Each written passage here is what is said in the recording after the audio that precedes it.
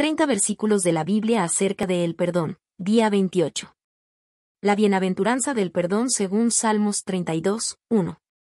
El Salmo 32, 1 es un poderoso versículo que proclama la bienaventuranza del perdón. En palabras del salmista David, se nos presenta una profunda reflexión sobre la gracia divina y la bendición de ser liberados de la carga del pecado. Este versículo nos invita a considerar el inmenso alivio y la felicidad que provienen del perdón de Dios, y cómo este acto de misericordia transforma nuestras vidas. El contexto del Salmo 32.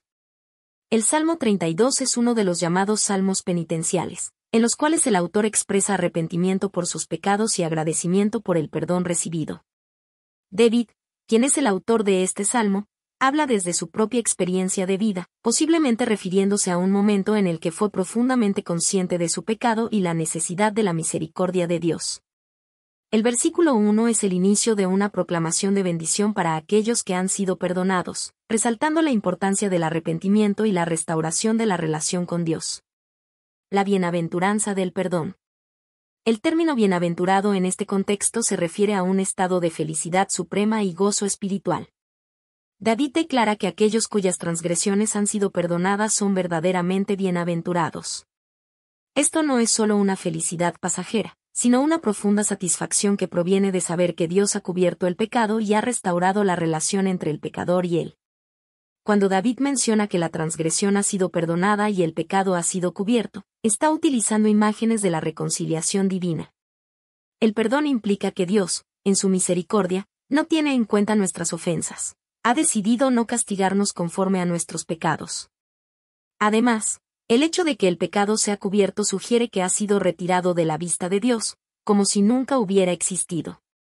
Este acto de cubrir el pecado es una representación de la expiación, donde el pecado es literalmente tapado por la misericordia divina. El alivio del perdón. La idea de que el pecado es perdonado y cubierto trae consigo una inmensa sensación de alivio. Los seres humanos cargan con el peso de sus transgresiones, lo que puede manifestarse en culpa, vergüenza y un sentido de separación de Dios. Sin embargo, cuando Dios otorga su perdón, ese peso se levanta. La carga que antes oprimía el alma es reemplazada por la paz y la libertad que provienen de la reconciliación con Dios. Esta es la bienaventuranza de la que habla David, un estado de liberación espiritual y emocional. El impacto del perdón en la vida del creyente. El perdón no solo nos libera de la condena, sino que también tiene un impacto transformador en nuestra vida cotidiana. Al experimentar el perdón de Dios, somos llamados a extender ese mismo perdón a los demás. Así como hemos sido liberados de nuestras deudas espirituales, debemos perdonar a aquellos que nos han ofendido. Este es un principio fundamental en la vida cristiana, y el perdón recibido de Dios nos capacita para vivir en paz y armonía con los demás.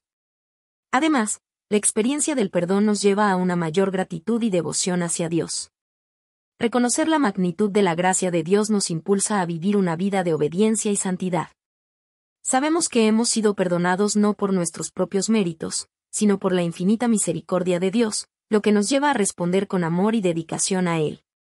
Conclusión. Salmos 32, 1 nos recuerda la inmensa bendición que es ser perdonados por Dios. Este versículo resalta la felicidad y el alivio que provienen de saber que nuestras transgresiones han sido cubiertas y que hemos sido reconciliados con nuestro Creador. El perdón es una manifestación del amor y la misericordia de Dios, que no solo alivia nuestra carga de culpa, sino que también transforma nuestras vidas, llamándonos a extender esa misma gracia a los demás.